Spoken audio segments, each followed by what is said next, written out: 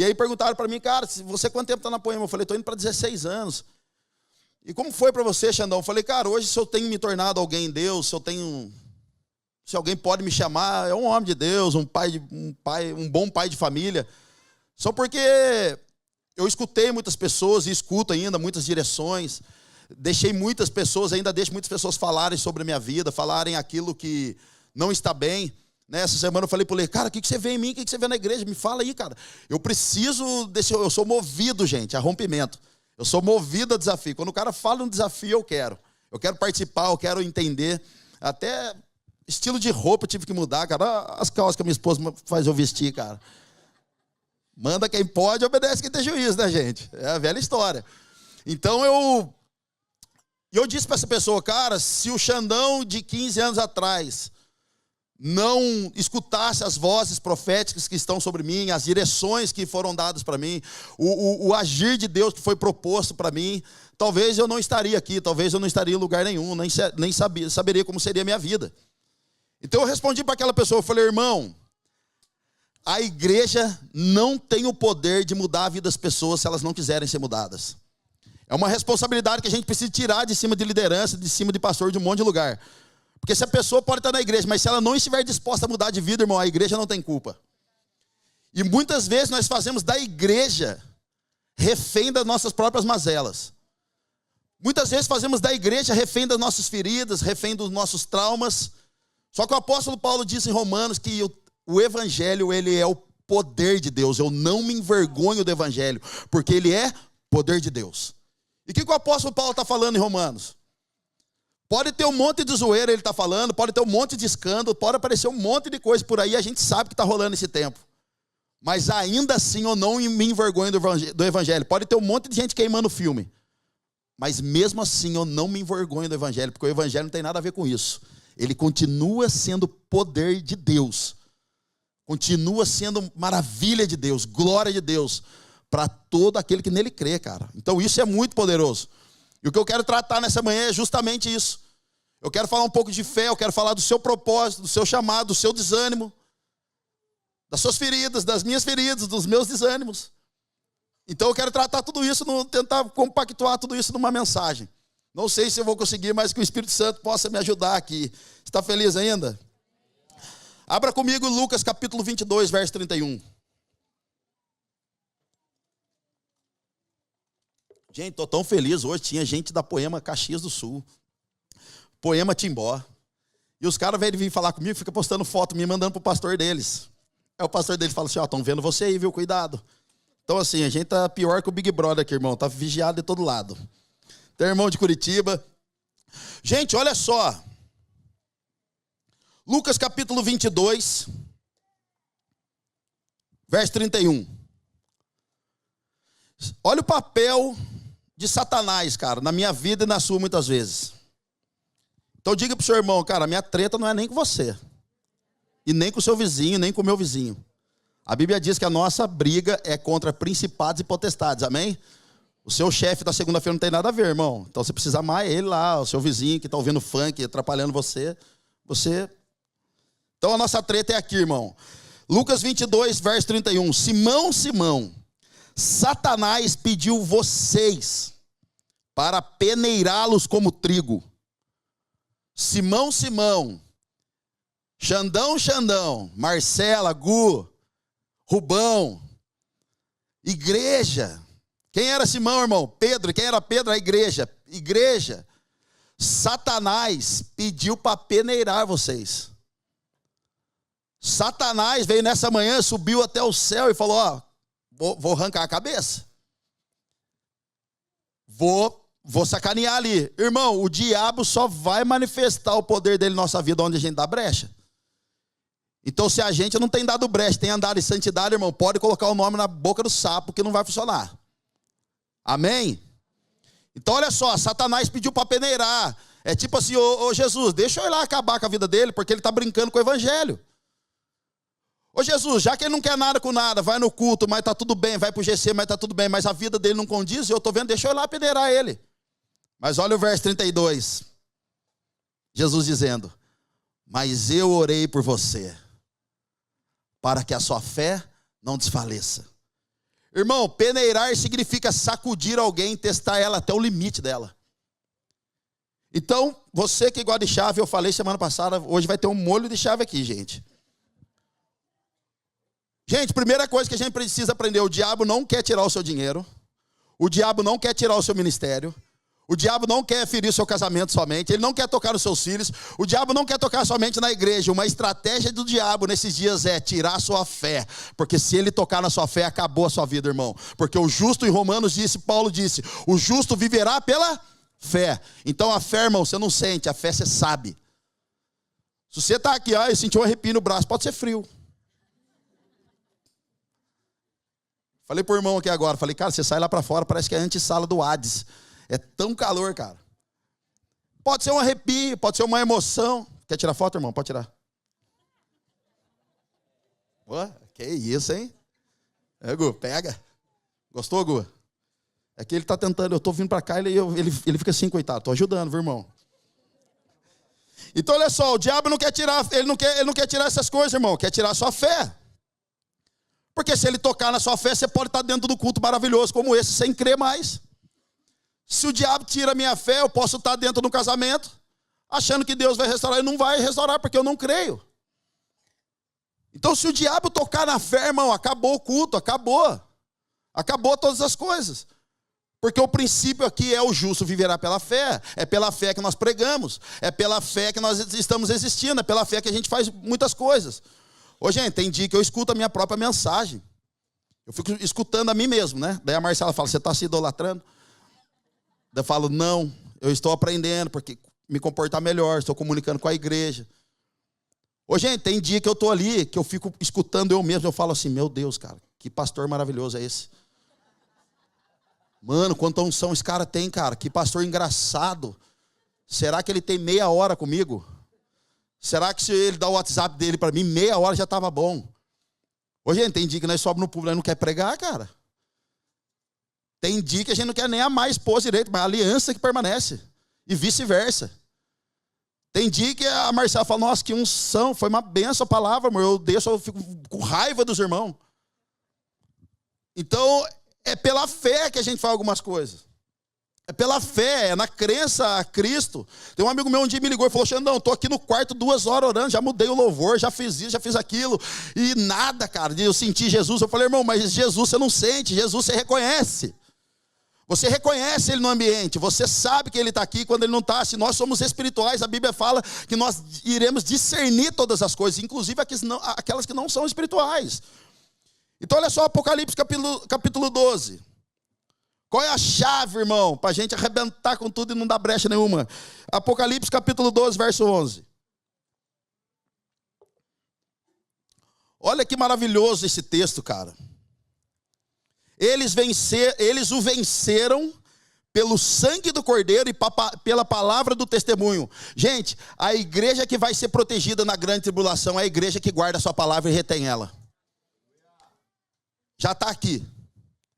Eles o venceram pelo sangue do Cordeiro e pela palavra do testemunho que deram.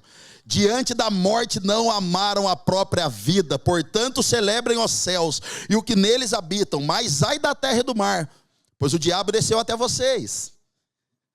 Ele está cheio de fúria, pois sabe que lhe resta pouco tempo. Gente, olha só, como que eles venceram? Pelo testemunho da palavra que deram e diante da morte não amaram a própria vida. Irmão, todos os homens que amam a própria vida nesses dias estão amando a própria vida, estão desviando o seu caráter, desviando a sua fé, desviando o seu propósito. Uma das estratégias de Satanás é fazer com que o Xandão se torne um Deus. É fazer com que a igreja de Curitiba se torne um Deus. É fazer com que a Marcela se torne um Deus. Homens que amaram a própria vida, irmão, estão perdendo a sua fé e não estão percebendo. Homens que estão perdendo, negociando seus princípios e valores, estão como Saul.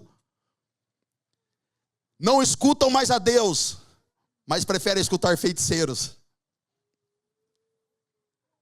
Perderam a sensibilidade, amaram a própria vida, não conseguem, não dizima mais, porque alguém vai roubar, você é o centro. Uma das maiores coisas terríveis que está acontecendo nesses dias é uma mensagem chamada hipergraça, que ela não muda ninguém, não transforma ninguém, e você pode ir para o inferno do jeito que você quiser. Homens que amaram a própria vida, cara, estão tirando Jesus do centro e colocando o seu eu. Parecem, como que é o nome daquele Sansão? O cabeludo lá, o Miss Universo, irmão. Irmão, amou tanto a própria vida, que brincou com o dom que ele tinha, negociou. Amou tanto a própria vida, que quando veio lá a Miss Universo falar com ele, Dalila, ele ficava, se você fizer isso, eu faço isso. Gente, negociou tanto o seu propósito, que a Bíblia diz que quando ele se levanta, ele não percebeu, quando cortaram o cabelo dele, que o Espírito Santo não estava mais sobre ele. Cara, você entende, irmão, que se a gente se tornar o centro, podemos estar fazendo milhões de coisas e não perceber que o Espírito Santo já não está mais sobre nós? Deus me livre, cara. Ficar sem Jesus, irmão. Eu amo mais Jesus que a minha esposa, cara. Eu amo mais Jesus que a minha filha. Você entende, cara, que você amar a sua própria vida, nós vamos dar valor para coisas passageiras e não aquilo que interessa ao Senhor. Cara, o meu maior desafio, igreja, nesses dias é estar perto de homens de Deus que falam a verdade na minha face, dou o que doer. Sempre vão me proteger, sempre eu vou ficar esperto, cara. O diabo não está brincando. Não está brincando. Talvez você conheça alguém que estava no seu GC, não está mais. Alguém que vinha para o culto, não está mais. Não conseguimos aguentar um confronto muitas vezes. Gente, na moral, cara, estou falando com vocês como irmão em Cristo. Tratamos às vezes o ambiente de culto de qualquer jeito, mas a gente não trata o nosso trabalho lá na segunda-feira de qualquer jeito, porque a gente pode ser penalizado. Mas fazemos para Deus, não dá nada. Deus é gracioso, Deus é amor, mas Deus também é justiça. Deus não tem os seus preferidos. Mas a nossa fé precisa responder de acordo com aquilo que Jesus está estabelecendo. Lucas 18, verso 8.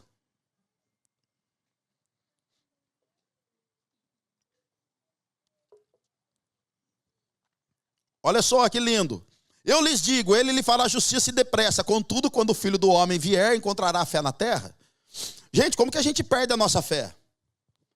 Qual que é o início da nossa perca da fé? Perdendo a revelação do Cristo. Perdeu a revelação do Cristo, já começou a abalar nossas estruturas para o lado negro da força. Lembra do Pedro? Pedrão um dia, cara, andava com Jesus, conhecia um Jesus superficial, um Jesus terreno e não um Jesus eterno. Então, quando Jesus morre, Pedro volta a pescar. E depois a Bíblia diz que Pedro está tão desanimado, irmão, que ele está no meio do barquinho, de sunga pacotinho. Vai lá, lê lá para você ver. Pedro está de sunga pacotinho, desanimado, sem a sua capa de autoridade. Está lá, a deriva. Perdeu a revelação. E, gente, em nome de Jesus, quando Jesus diz para Pedro, homem de pouca fé, não significa que Pedro não tinha fé. Mas o que Jesus estava falando é, Pedro, desenvolve esse relacionamento, porque o dia que o bicho pegar, se você não tiver, vai dar ruim. Irmão, tudo aquilo que a gente não desenvolve, em algum momento está propenso a desaparecer. Se você tem uma empresa e você não investe, não desenvolve, pode ser que ela suma. Se você está no ministério servindo e você não investe a sua vida, o seu tempo, o seu dinheiro, a sua correria, pode ser que um dia suma. Então o que Jesus está falando para Pedro é, Pedro, investe, porque se você não investir, o bicho vai pegar para você. E quando Jesus morre, Pedro nem pescando estava mais, estava de sunga, tirando uma onda. E de repente Jesus aparece na praia. E quem que está lá, irmão? Junto, João. João significa quem? O adorador. Então o adorador levanta e fala, olha Pedro, é o mestre. Ô gente, Pedro, a hora que olha Jesus, cara, pega a sua capa, veste ela, pula no mar, e a Bíblia diz que ele nada 90 metros até a praia. Ô gente, você nadar na piscina é uma coisa, mas nadar no mar é terrível. Tem um amigo nosso, o Flavinho Vasques, cara, um dia eu fui para Ubatuba com ele, e aí ele foi andar de escuna lá, pega essa, Gô. Aí o Flavinho Xandão, daí a escuna parou e falou assim, vocês vão querer ir para a praia? Lá, vocês vão de barco até a areia ou vai nadando? Eu falei, eu vou nadando, né? Olha o meu porte físico. De boa, me parece já um golfinho, vou que vou. Tô de boa. Falei, o Flavinho tá pior do que eu, né? Mas, Flavinho, eu vou nadando. Falei, Flavinho, você não vai aguentar, irmão? Deve ter uns 90 metros aqui. Eu vou com você. Falei, então beleza, saí nadando, irmão. Pulei de mergulhão, fui nadando. De vez em quando parava um pouquinho para boiar, para pegar mais fôlego, e fui. Daqui a pouco parou uma lancha do meu lado, assim. Ô, irmão, falei, oi, seu amigo que tá ali atrás? Falei, sim. Falou, cara, ele não tá precisando de ajuda, não? Eu olhei para trás e Flavinho já tava como um peixe morto, já com a barriga para cima. Quer que ajude ele? Eu falei, não, deixa ele morrer, mano, já tá salvo mesmo, tá tudo certo. Ô, irmão, você nadar numa piscina, mas no mar, cara. Pensa, irmão. Pensa a igreja chamada Pedro, desviado dentro do barco, dentro da missão. Pedro desviado dentro da igreja, mano. Pedro desviado dentro do ministério, perdeu a fé. Então levanta João, o adorador, e fala, ei, Pedro, olha quem está lá. Ô, gente, quando tem uma banda tocando, tem um fundinho aqui, não é para tocar a sua emoção, irmão. É os adoradores mostrando para a igreja onde é o caminho que ela tem que ir. É João dizendo assim, ei, Jesus está ali, Pedro. Igreja, você está meio perdida? Você está meio para lá e para cá, você está meio instável ainda? Ô Pedro, a igreja, é aqui, ó, o lugar que a gente está indo para cá. Você entendeu porque aqui não é fundo musical, irmão, para tocar você? São adoradores, sacerdotes que têm ministrado o coração de Deus, trazendo a glória de Deus e falando para a igreja, é esse caminho que a gente precisa seguir. Vamos lá, alguém, cara. Nada contra a sunga pacotinho, tá? Você usa e tá tudo bem. Meu Deus! Diga pro seu irmão, meu Deus!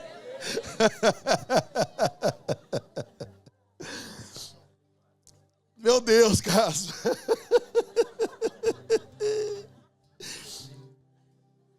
Amém, irmão. Deus te abençoe. Esse rompimento foi o mais violento nessa manhã.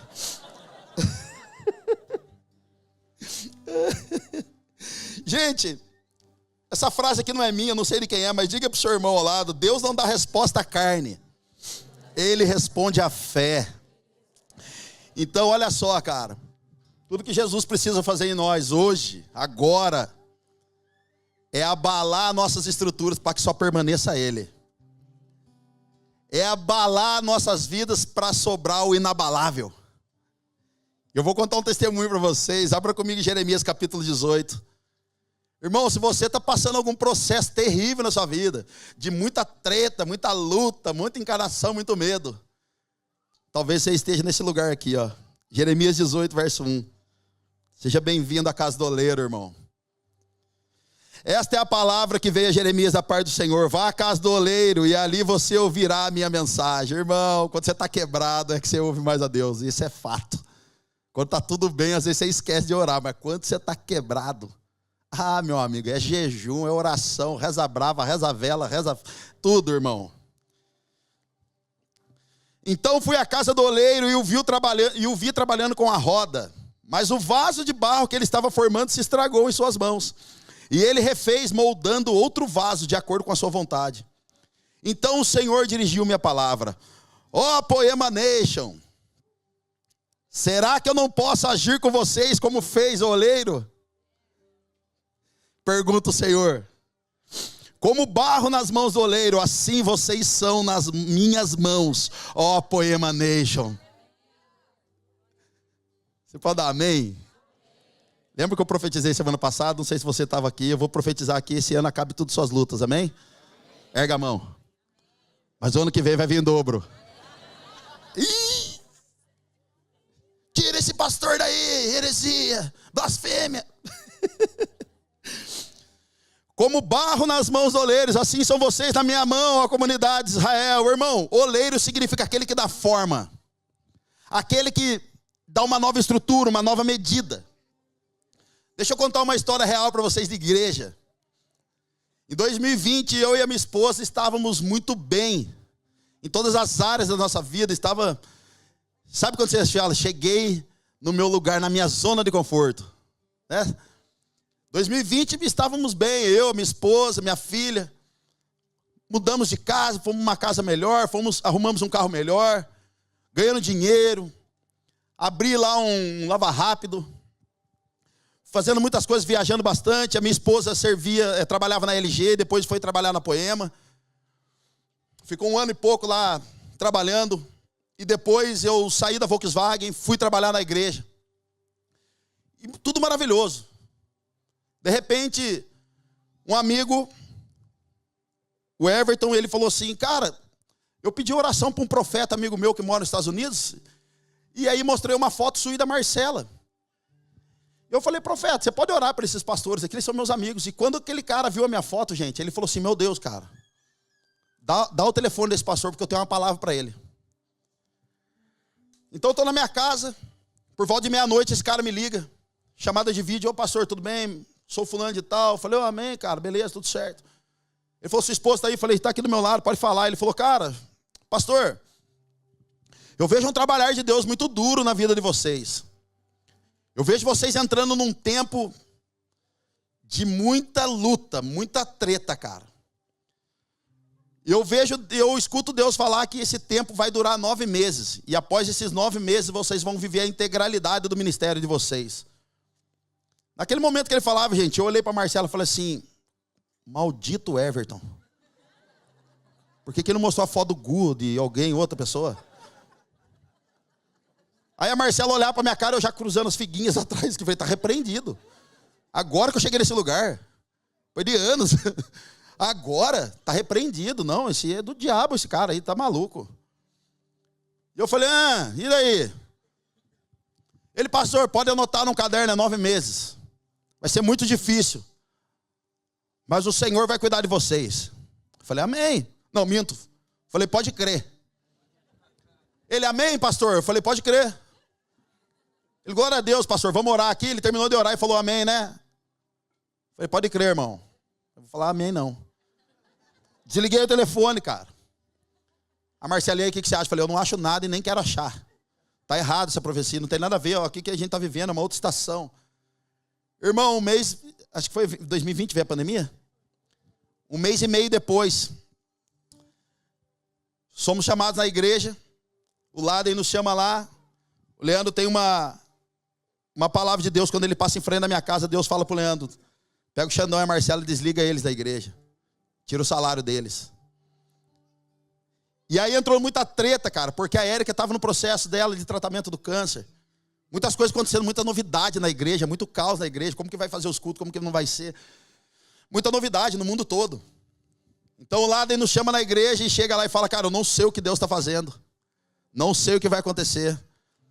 Nós escutamos de Deus e nós estamos hoje desligando vocês da igreja. Vocês são pastores, mas nós estamos tirando o salário de vocês. Eu não sei o que Deus está fazendo. E o Laden começa a chorar. E o Laden é meio presbiteriano, ele não chora muito. Meio batista, aquele dia eu vi ele chorar pela primeira vez. Depois de 15 anos andando junto com ele. E querido, foi terrível.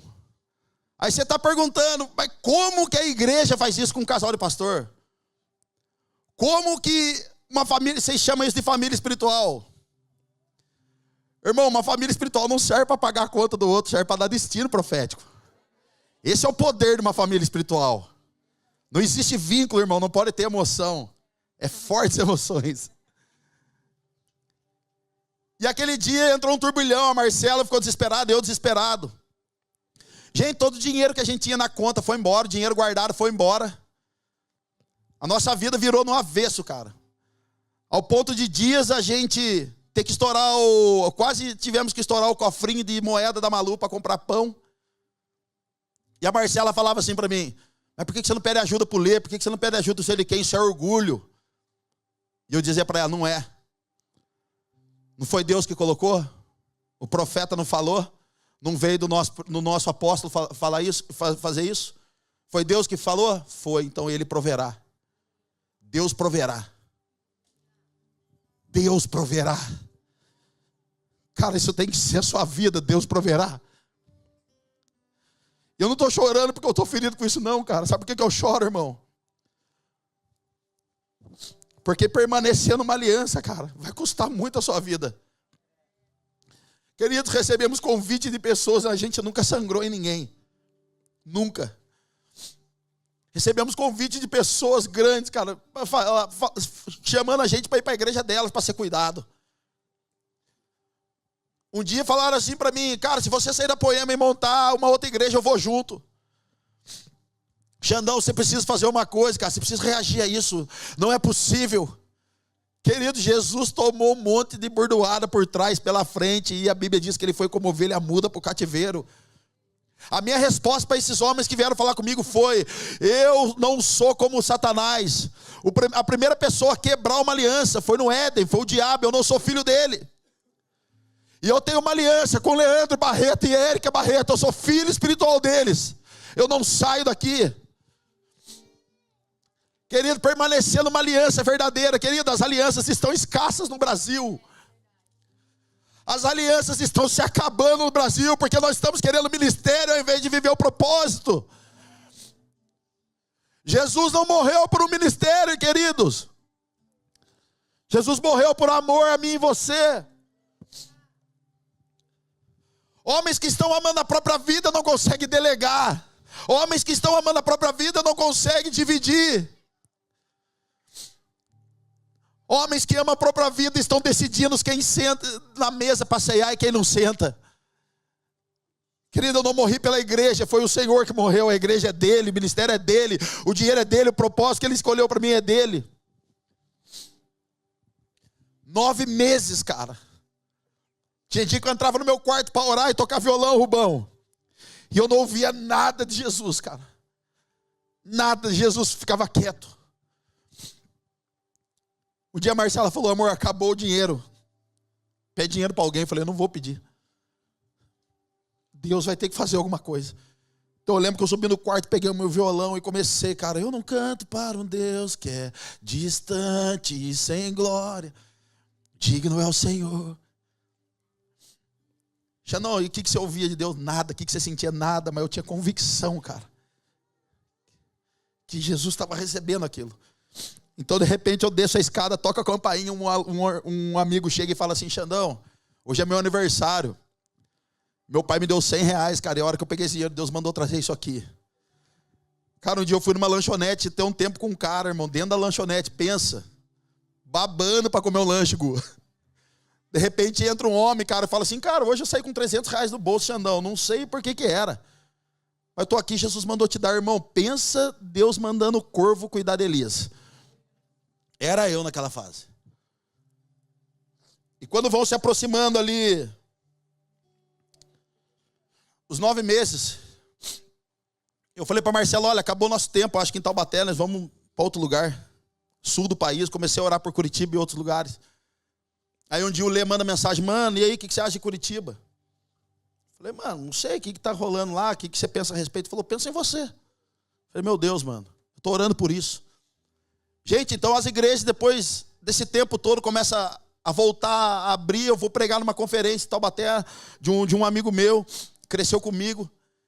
Quando termina aquela conferência, eu fui sentar no meu lugar lá, o pastor da igreja falou: olha, abraça o irmão do lado. E naquele momento, eu não tinha mais nada, cara, não tinha nada, irmão, para dar, não tinha nada.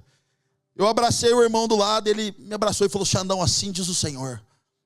Querido, naquele exato dia, era o dia que estava se completando 9 meses. 9 meses. Assim diz o Senhor: estou enviando você para uma terra distante, fria, você sabe qual é. Uma terra que é doutrinada na palavra, na letra, mas esqueceram do meu amor, do fogo e das lágrimas. Vou levar você para lá. Querido, deixa eu dizer um negócio para você. Se você está sofrendo com algo, cara, Jesus está gerando em você, não é aqui que você está vendo. O que Jesus está gerando em você é aqui dentro primeiro. O que Jesus está fazendo em você é aqui dentro, é dando um caráter de fé. Sabe o que é caráter de fé, meu amigo? Caráter de fé é você olhar e não ver nada, mas você saber que aquele que te chamou é fiel para cumprir. É você olhar para a esquerda, você não vê a luz no fim do túnel. É você olhar para a direita, você não vê. É você olhar para frente e você não vê. Mas você está escutando aquele que está te chamando. Você já leu na Bíblia que 2 cegos acompanhavam Jesus? Como que 2 pessoas cegas acompanhavam Jesus, irmão? Como? Já parou para pensar?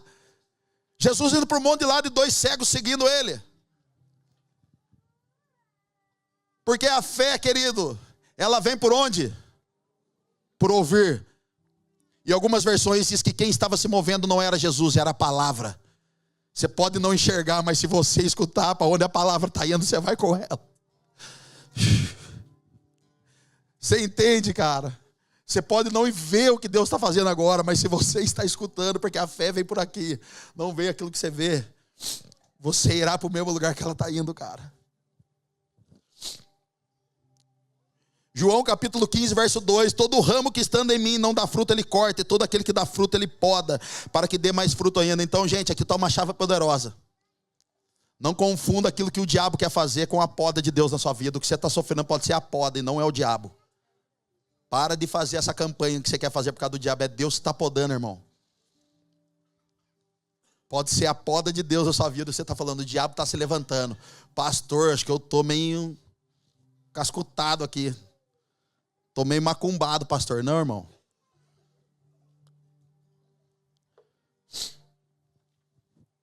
Pode ser a poda de Jesus. E Jesus vai podar, irmão, alguns de nós. Tiago capítulo 1, verso 2. Meus irmãos, considerem motivo de grande alegria o fato de passarem por diversas provações. Considerem. Pois vocês sabem que a prova da sua fé produz perseverança. Gente, sabe o que é perseverança na Bíblia? É não ter apego a mais nada. Como assim, gente? Não, eu não tenho que amar. Não é isso, não tem a ver com isso.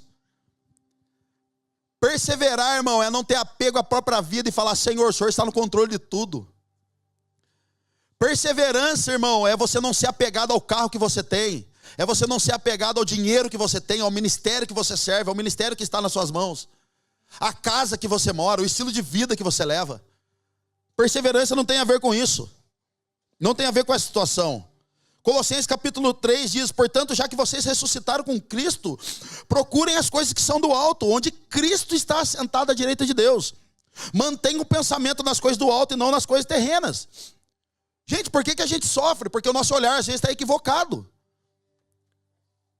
Busquem as coisas do alto e procurem as coisas do alto. Pode ser que a nossa visão nesses dias esteja olhando para a terra. E não para da onde pode vir o nosso socorro. Então a terra, ela não produz segurança nenhuma. Nós podemos plantar e colher, mas ela não traz salvação. A terra não traz segurança. A terra não dá paz. E da onde vem isso? Colossenses capítulo 3 respondeu. É do alto que vem o meu socorro. É de um alto lugar. Quando o anjo disse para João, sai, suba aqui. No livro de Apocalipse, o anjo está falando para ele, João, saia do lugar de mediocridade, saia do lugar raso e sobe para um lugar mais alto. Cresça em sabedoria, cresça em entendimento, cresça em perseverança, cresça em fé, cresça em revelação, cresça em servir, cresça em amor. É o que o anjo está dizendo, vem para cá, João, sai desse lugar. Sai desse lugarzinho aí, sobe um pouquinho mais. O convite nessa manhã, irmão, é para a gente subir um pouquinho mais. Elevar o nível de justiça um pouquinho mais. E se a igreja entender que a gente precisa elevar o nível de justiça, os picareta não vai estar no nosso meio, porque onde o justo está, o ímpio não pode governar. Os caras que querem meter o louco na gente não vai governar. As pessoas que querem arruinar a nossa vida não vai governar. Por isso que a igreja precisa andar de uma forma santa. Santificados. Aleluia. Então diga para o seu irmão, com muito carinho, para você não arrumar confusão aqui, irmão. Não quero confusão nessa manhã.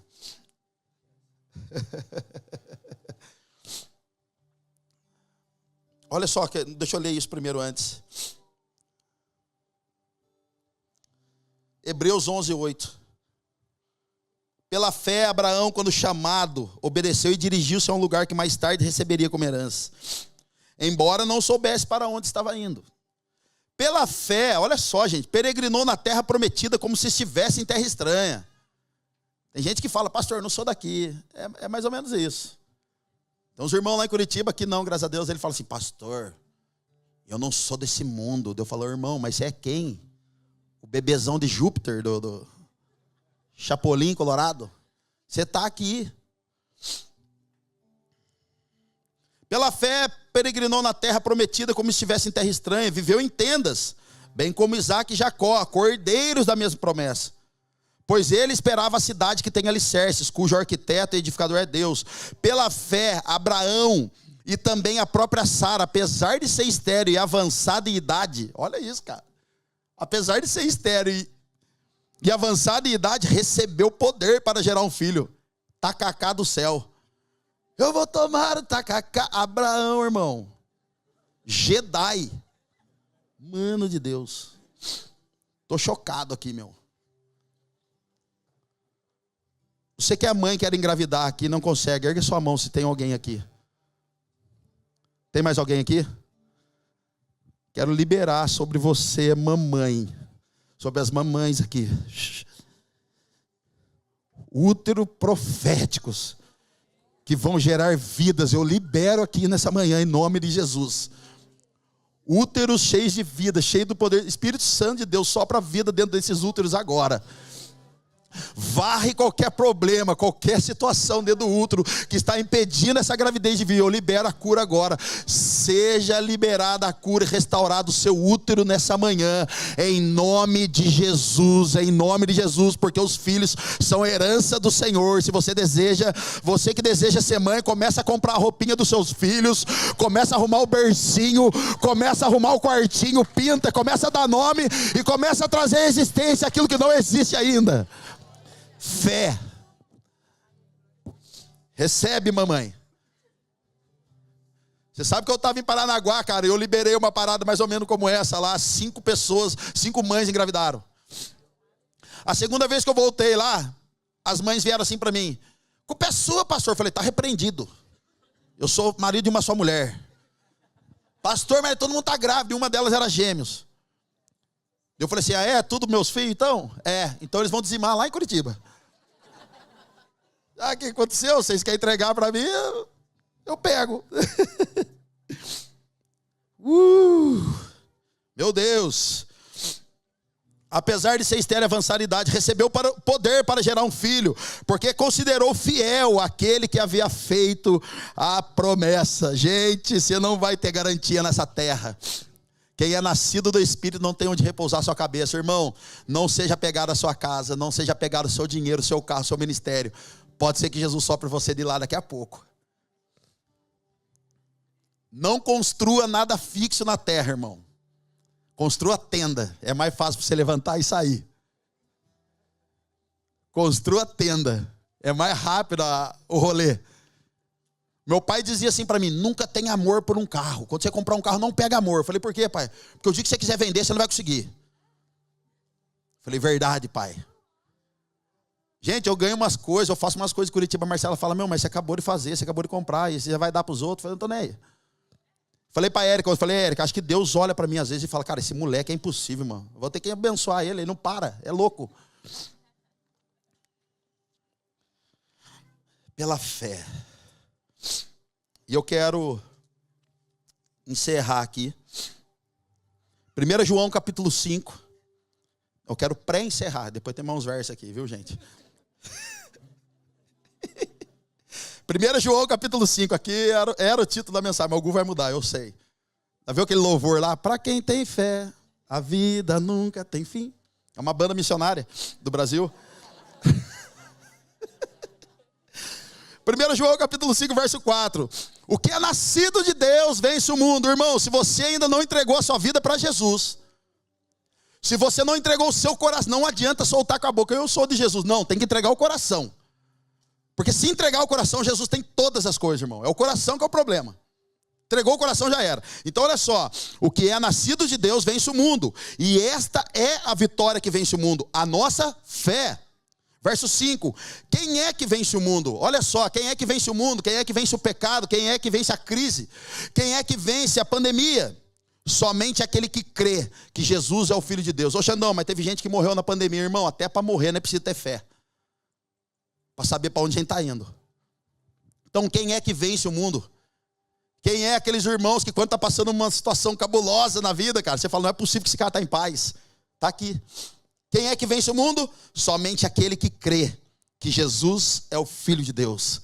Não tem outro caminho nessa manhã, cara. Ou é por fé, ou vai ser por desespero. Ou é por fé, ou vai ser por abandonar a fé. Ou é por fé, ou não vai ser. Pode fazer o que você quiser, irmão. Pode tentar de outras coisas. Mas tem que ser por fé. E eu quero encerrar aqui, se a Amanda puder me ajudar com a banda. Gente, se você não ouviu a pregação direito, esses 3 temas aqui agora, esses 3 tópicos, você precisa saber. Efésios capítulo 5, verso 14, desculpa. Abra sua Bíblia, irmão, liga ela, pelo amor de Deus, você precisa acompanhar isso comigo. Gu, você pode pregar, tá bom? Pode pegar aí para você depois. Como assim que eu peguei seu ofertório, você pega aí, melhora. Efésios capítulo 5, verso 14. Gente, isso aqui é poderoso demais para nós, cara.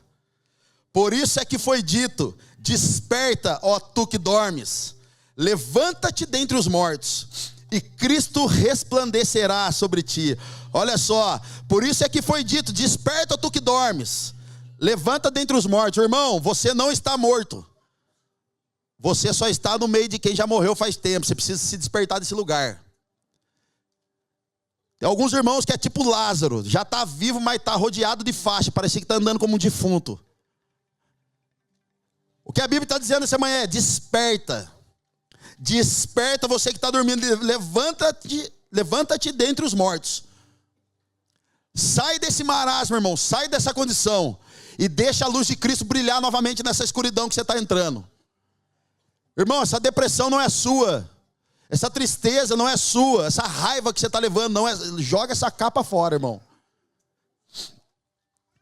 Levanta-te dentre os mortos. Pula para Ezequiel, capítulo 2, verso 1.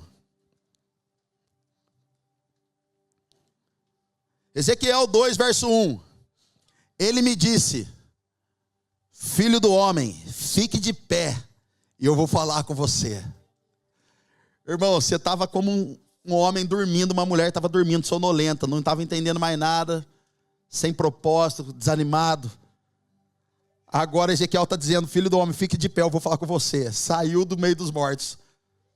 Furquinho saiu do meio dos mortos, ficou de pé de novo. Sabe o que é isso? Está pegando posição de novo. Está se levantando de novo. Enquanto ele falava, verso 2, o Espírito entrou em mim e me pôs de pé, e eu vi aquele que me falava. Você estava desanimadinho, irmão, recebeu a palavra, recebeu o toque de Jesus, recebeu o abraço dos irmãos, saiu desse lugar, se colocou de pé. Agora Deus falou: fica de pé que eu vou falar com você. E à medida que você falou: Deus, eu estou pronto, o Espírito de Deus entra dentro de você, e agora você começa a ter sensibilidade de novo, você começa a querer voltar para os propósitos de novo, você começa a ter vontade de viver coisas incríveis novamente. É isso que a Bíblia está falando. Enquanto ele falava, o Espírito entrou em mim, me pôs de pé, e eu ouvi aquele que me falava.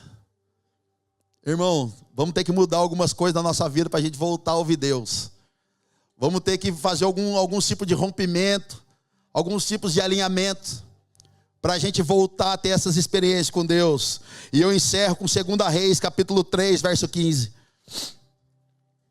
Irmão, você saiu desse meio, ficou de pé, Deus falou com você. Agora não é preciso o quê? Responder a tudo isso. E 2 Reis capítulo 3, verso 15. Mas agora tragam-me um arpista. A banda está aqui, irmão. Tragam-me um arpista. Enquanto o arpista estava tocando, o poder do Senhor veio sobre Eliseu. E ele disse: assim diz o Senhor: cavem muitas cisternas nesse vale. Você saiu daquele marasmo, irmão, Deus falou com você, agora você tem que responder. Cavem muitas cisternas nesse vale, pois assim diz o Senhor: vocês não verão vento nem chuva, contudo esse vale ficará cheio de água. E vocês, seus rebanhos e seus outros animais beberão. Mas para o Senhor isso ainda é pouco, Poema Nation. Eles também lhe entregará Moabe nas suas mãos. Moabe é inimigo. Moabe aponta para o diabo. Moabe era a tribo, irmão, que pegava os povos de Deus na surdina. Quando estava meio enfraquecido, a turma de Moabe ele se levantava. Mas o que Deus está garantindo, isso ainda para o Senhor é pouco, mas Ele vai entregar a Moabe, aquilo que o diabo roubou, destruiu. Jesus vai nos recolocar nesse lugar, porque agora nós saímos da condição de morte, ficamos de pé, recebemos o Espírito, a sua palavra. E agora responda isso, como, Xandão? Cava. Você está orando por alguma situação, Rubão? Continua orando. Você está intercedendo por alguém, continua intercedendo. Você está lutando com alguma coisa, continua lutando, continua cavando. E a Bíblia diz que quando eles cavavam, do nada os rios começaram a brotar, as águas começaram a aparecer. Continua cavando, continua se entregando, continua rompendo, continua acreditando que a hora que você menos perceber, o rio de Deus vai brotar de novo, o poder de Deus vai brotar de novo, o milagre de Deus vai acontecer de novo. A graça de Deus vai se manifestar, mas você precisa cavar. Continua cavando, e em algum momento vai aparecer. Continua cavando, cara. Continua buscando. Querido, se você aqui nessa manhã parou de orar, irmão, você parou de ver o futuro da sua vida. Se a gente parou de buscar o Senhor, limitamos o poder dele em nós. É uma velha frase que nós temos na Poema: a Bíblia vai funcionar na minha vida e na sua, na parte que a gente crê. Então não adianta a gente crer que Deus pode mudar a nossa vida financeira, mas não pode restaurar a nossa família. Não adianta a gente crer que Deus pode restaurar a nossa família, mas não pode nos colocar de pé numa situação ruim de novo. Então a palavra que eu tenho é: sai desse lugar. Sai desse marasmo, cara. Lembra do Pedro quando estava lá com a sunga pacotinho? A Bíblia diz que ele pegou a sua capa. A capa fala de autoridade. Pegou de volta aquilo que era a autoridade dele e ele foi até Jesus. Lembra do cego de Jericó, quando ele está lá no chão, gritando: filho de Davi, tem misericórdia de mim, tem misericórdia de mim. E a Bíblia diz que, algumas versões diz que a palavra estava vindo, e quando ele ouviu a palavra, ele se levantou e lançou a sua capa fora. Aquele mendigo, ele tinha a autoridade para ficar naquele lugar mendigando. Já viu os caras que vigiam carro, irmão? Tem um lugar deles ali. Se o outro entrar, sai pancadaria. Mas quando ele ouviu Jesus vindo e Jesus manda chamar ele, ele se lança de pé e joga a sua capa. Ele está dizendo: eu não sou mais cego.